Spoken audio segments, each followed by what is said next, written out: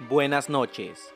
Estás escuchando Voces en tu Cabeza, el podcast con historias de terror y misterio enviadas por autores hispanos independientes. Recuerda que para participar solo tienes que enviar tu mejor historia a la dirección de correo electrónico lasvocesentucabeza@gmail.com lasvocesentucabeza@gmail.com. Los mejores relatos serán seleccionados para formar parte de próximos episodios. No pierdas la oportunidad de mostrar tu talento. Consulta las bases en nuestra página de Facebook, Voces en tu Cabeza Podcast. La historia de esta noche llega desde Guadalajara, Jalisco, México, de la imaginación de Juan Pablo Hernández Martínez. Voces en tu Cabeza presenta Luz de Luna.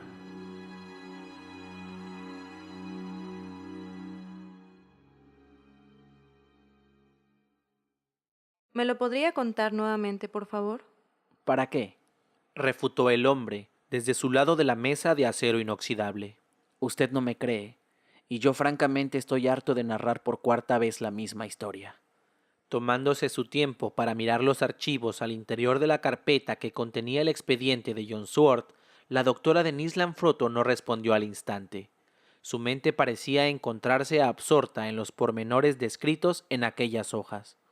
2 cargos por robo de autos, uno de ellos agravado, y un tercer cargo por violar su libertad condicional.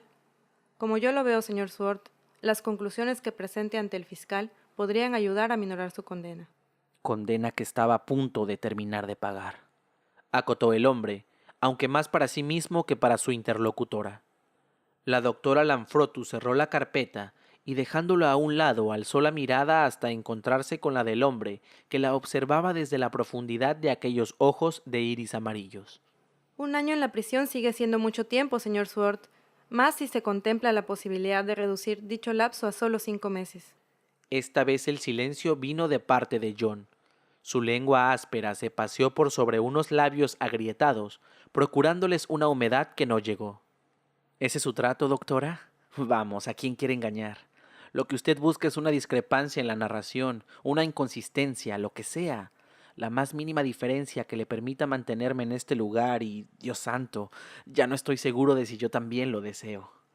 Denise le miró durante algunos segundos.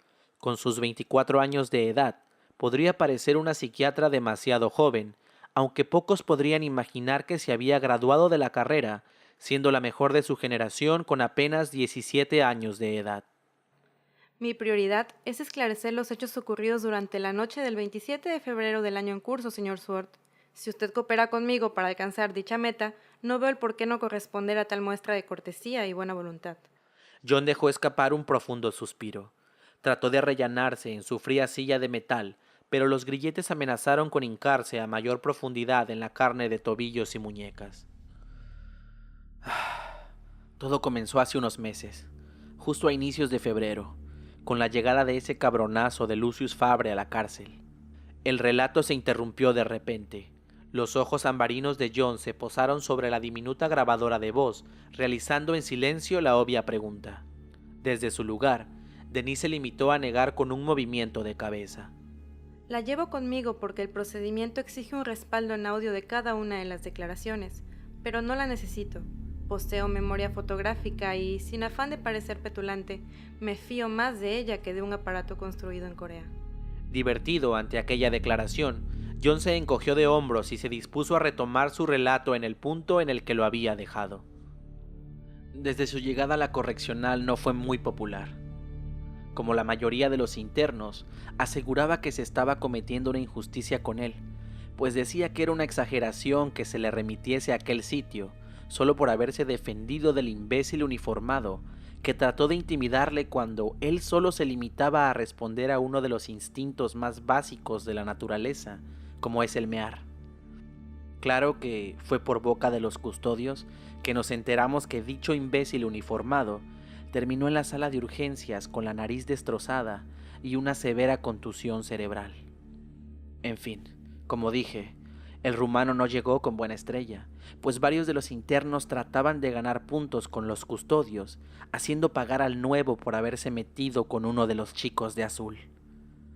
Si a eso se le suma que, con el paso de los días, el idiota de Fabre se iba tornando más inestable y violento, no fue sorpresa que antes de finalizar la primer quincena ya se hubiera pasado por la enfermería en 3 ocasiones, aunque, sea dicha la verdad, nunca solo.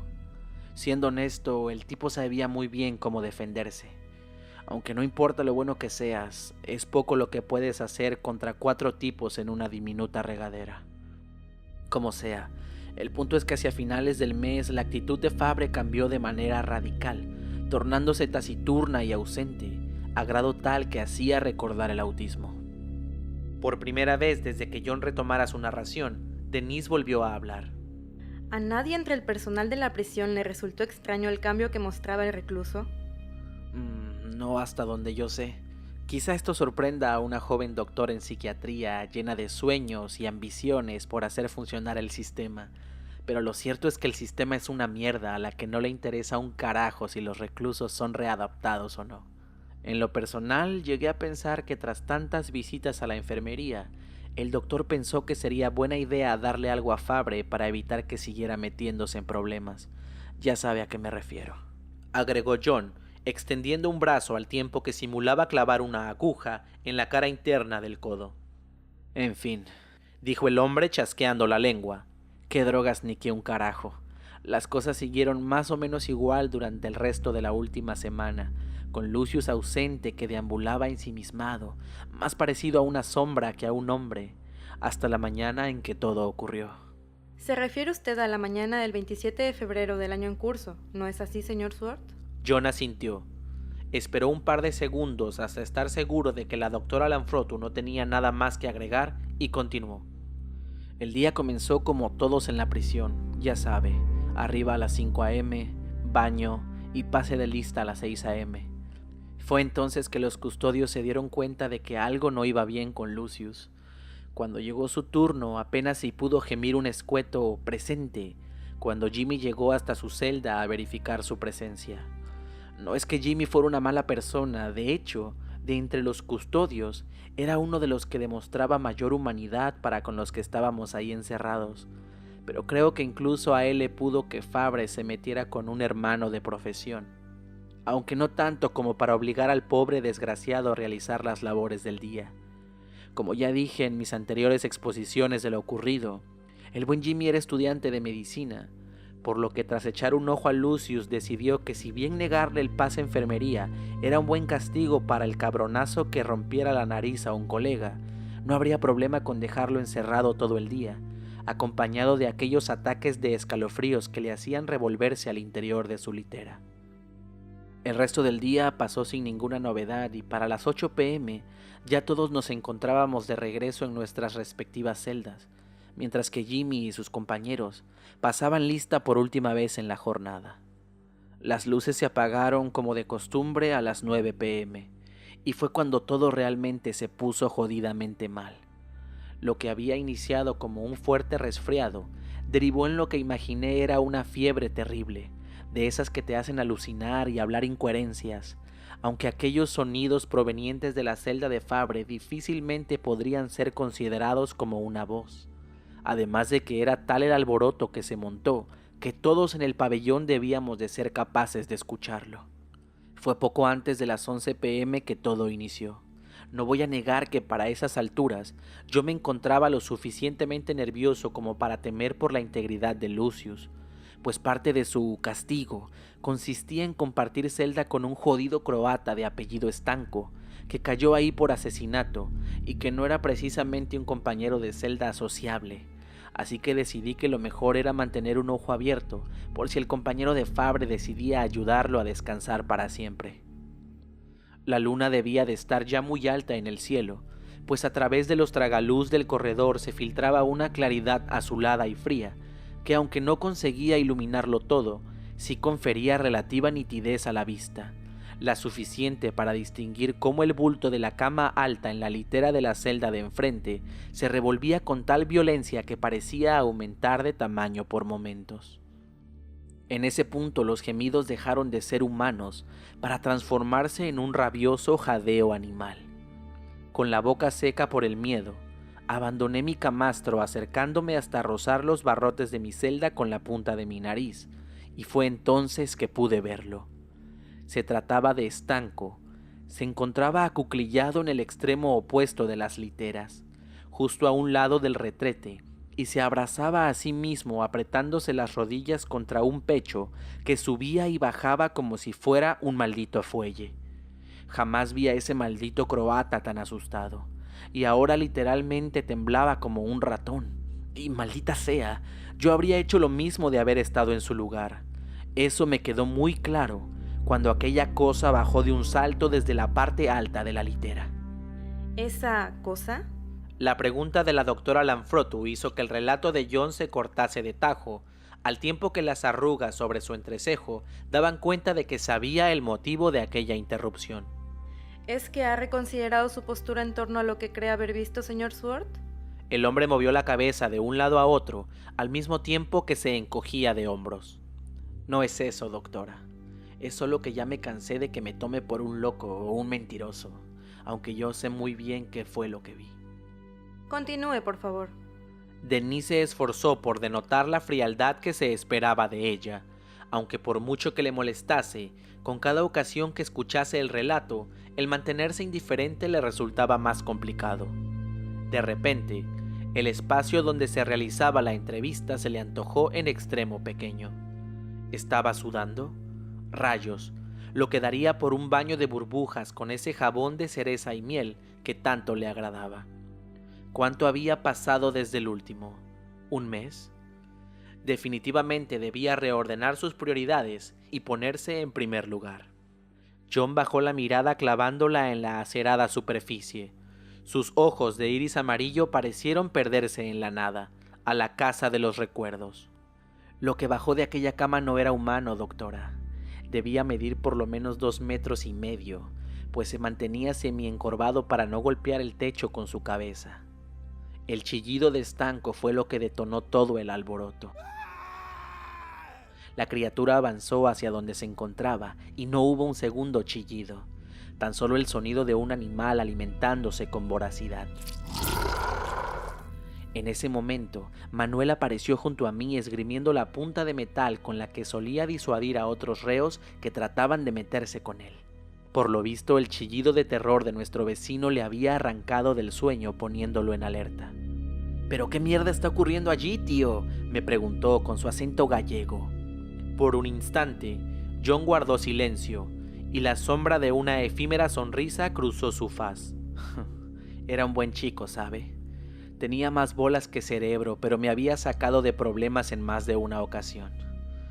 Como sea, de repente la cosa dentro de la celda de enfrente dejó de comer.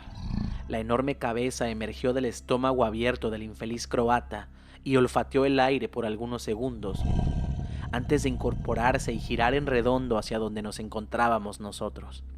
Oh Dios, llámeme loco si lo desea, pero jamás podré olvidar aquella visión mientras viva. En un principio, era simplemente una innominada sombra en cuya oscuridad refulgían 2 ojos del color del ámbar fundido. Pero a medida que se aproximaba a las rejas, la luz de la luna fue dándole forma, contorneando primero las agudas curvas de unos enormes colmillos amarillentos que coronaban un hocico canino de fauces desmesuradas. Un par de pasos más descubrieron el resto de una enorme cabeza de lobo, la cual se encontraba sostenida sobre un cuello y un torso humanos, aunque de proporciones exageradas. La criatura dio un último paso llegando hasta las rejas, a las que se aferró con una rabia y una ira tal que no pasó mucho tiempo antes de que el acero comenzara a combarse y deformarse bajo la fuerza que ejercían esas manazas deformes tocadas de garras que sacaban chispas de cuando en cuando al friccionarse contra los barrotes.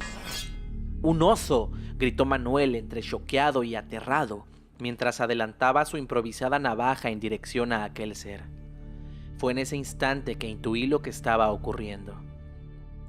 Como dije, Manuel era un buen chico. pero había cometido el error de formar parte del grupo que golpearon a Fabre en las regaderas. No fue nada personal, pero mi compañero le debía un favor a uno de los custodios y este decidió que era momento de cobrarlo. Por fin el acero cedió, dejando un hueco por el cual la criatura salió.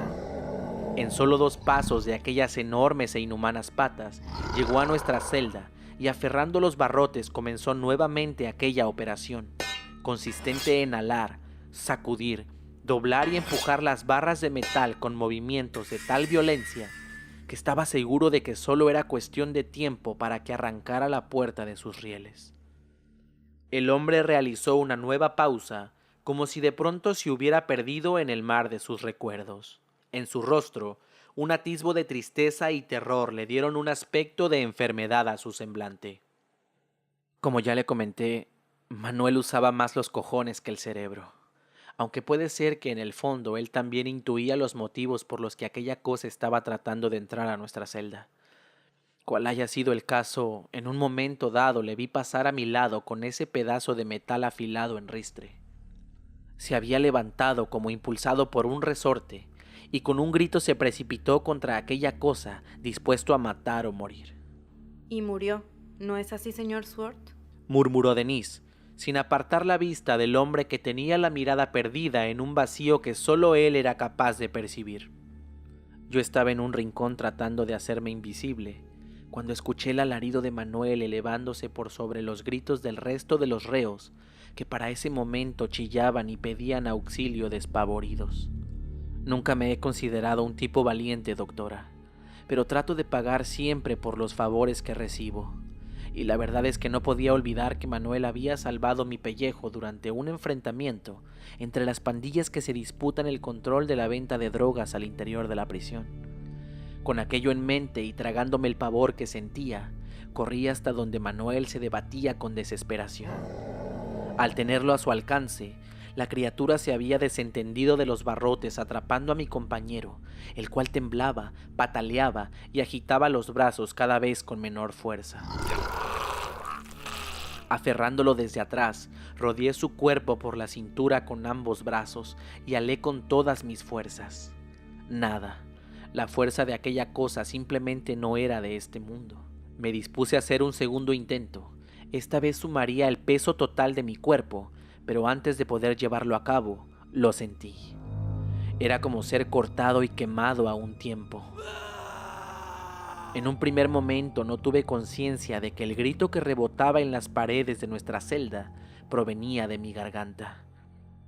Todo ocurrió en un parpadeo. Al momento en que me alistaba para realizar el segundo intento por liberar a Manuel, las garras de la criatura me hirieron en el brazo izquierdo. John alzó la manga de su uniforme, dejando ver las huellas de 5 líneas que se extendían a todo lo largo y ancho de la cara externa del antebrazo izquierdo. Denise lanzó una mirada furtiva al archivo en su lado de la mesa de acero, más concretamente, al reporte médico del hombre en cuyas fotos constaba que éste no contaba con cicatrices en aquella extremidad a la fecha de su último chequeo.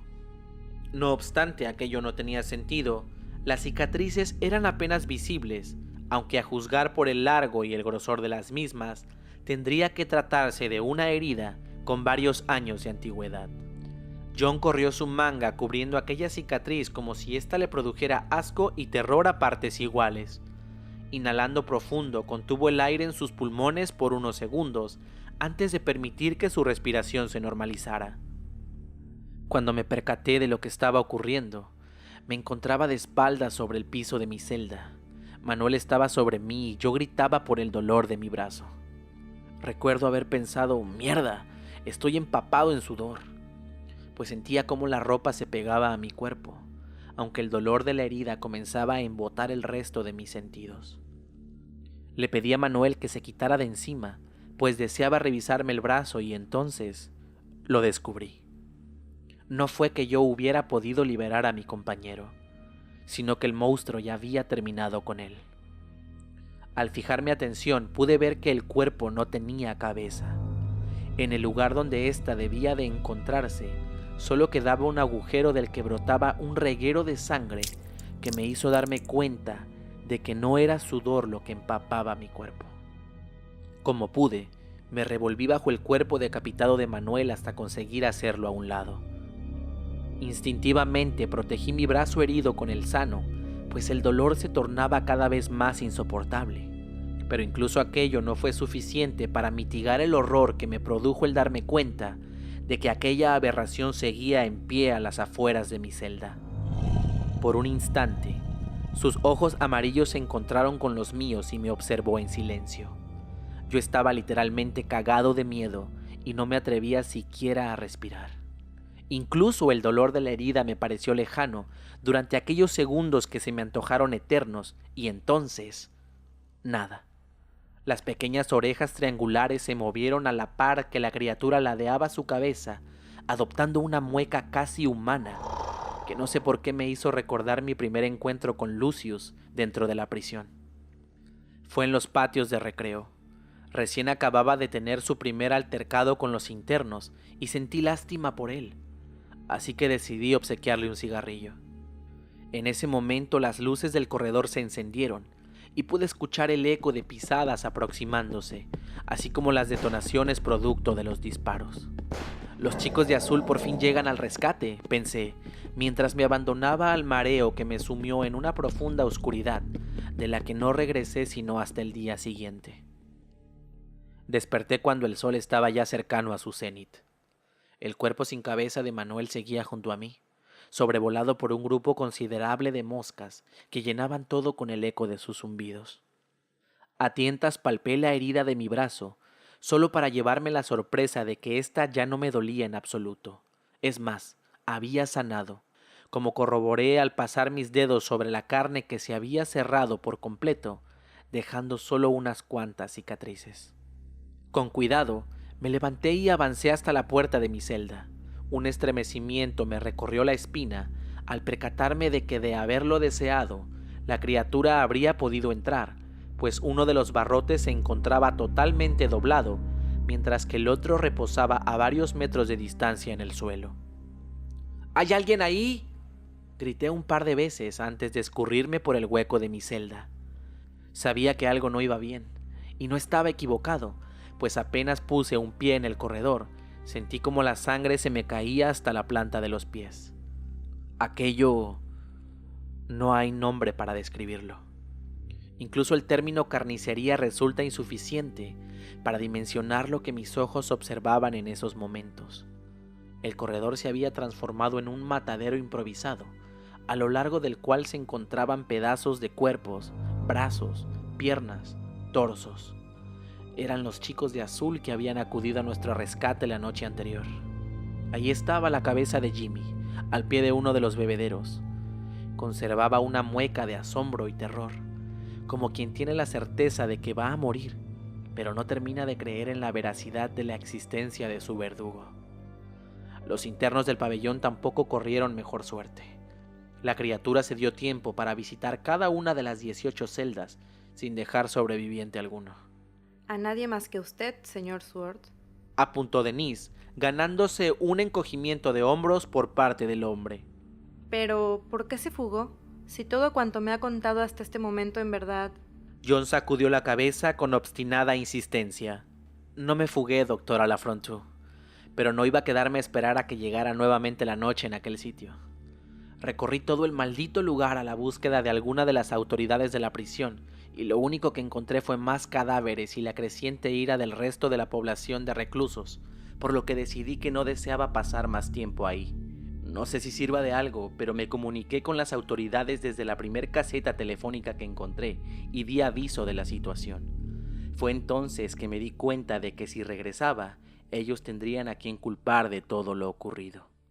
Hay lógica en sus argumentos, señor Sword, aunque eso no explica el porqué de su actual situación. ¿Qué fue lo que lo orilló a internarse voluntariamente en una institución psiquiátrica, si lo que deseaba era permanecer alejado del ojo de la autoridad? John no respondió de inmediato. En lugar de esto, estiró sus manos como en un intento por comprobar la fuerza de la cadena que lo retenía. El tintineo proveniente de sus tobillos daba testimonio de su imposibilidad para moverse con libertad, y sin embargo, aquello apenas si le aportaba un poco de la seguridad que él tanto ansiaba. Estoy aquí porque sé que algo no va bien conmigo, doctora Lafronto.